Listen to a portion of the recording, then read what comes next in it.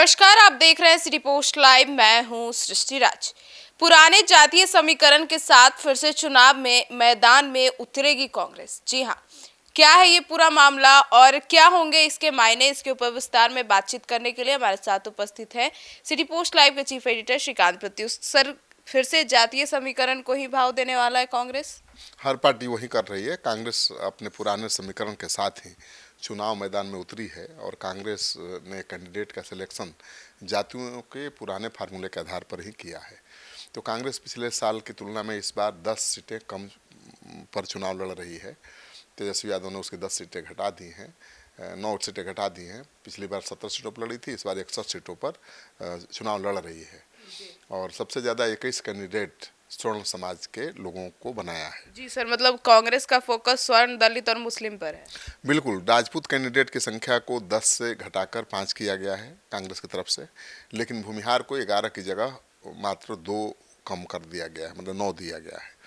तो राजपूतों की संख्या घटाई गई है, भूमिहारों की संख्या थोड़ी सी घटाई गई है और कांग्रेस में इस बार जातियों का एक बड़ा प्रयोग ईबीसी को लेकर किया गया है।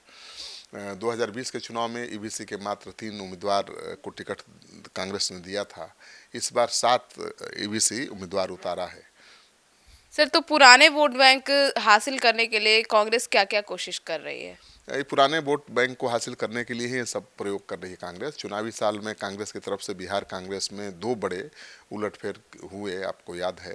पहला कि राहुल के करीबी और यूथ कांग्रेस के इंचार्ज कृष्णा अलावारू को बिहार कांग्रेस का प्रभारी बनाया गया। इसके ठीक 1 महीने बाद कांग्रेस ने बिहार के प्रदेश अध्यक्ष अखिलेश सिंह को बदलकर दलित समाज से आने वाले राजेश राम को पार्टी की कमान दे दी।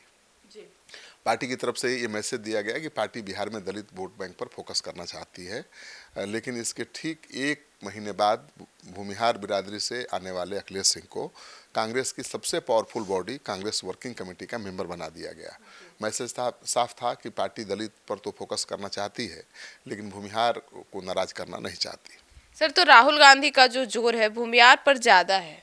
हाँ, चुनाव की घोषणा के ठीक पहले राहुल गांधी ने वोटर अधिकार यात्रा के जरिए बिहार में दौरा किया था और पार्टी सूत्रों की माने तो इसके बाद उन्होंने प्रदेश कांग्रेस को भूमिहार जाति पर फोकस करने का निर्देश दिया था।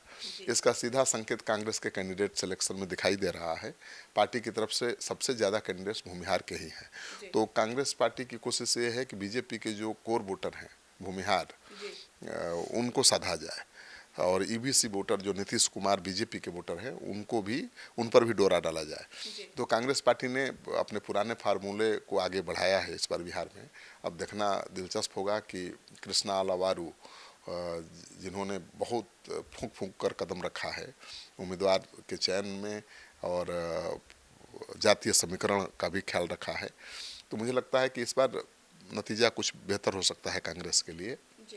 और ये जो लोग मानकर चल रहे हैं कि एनडीए की ही सरकार बन रही है, ये कन्फ्यूजन भी हो सकता है, क्योंकि लड़ाई कांटे की है और जिस तरह से तेजस्वी यादव और कांग्रेस पार्टी ने उम्मीदवारों का चयन किया है, देर से ही सही, मुझे लगता है काफ़ी दुरुस्त दिखाई दे रहा है। और आज की तारीख में भी शाहाबाद और मगध में महागठबंधन मजबूत स्थिति में है। तो एनडीए के लिए बहुत आसान नहीं है सरकार बनाना। तो सुना आपने हमारे इस डिबेट को। तो अब कांग्रेस की इस रणनीति को लेकर आपकी क्या राय है, कमेंट सेक्शन में जरूर बताइएगा। तो फिलहाल इस खबर में इतना ही। आगे की खबरों के लिए जुड़े रहिए हमारे साथ और देखते रहिए सिटी पोस्ट लाइव। धन्यवाद।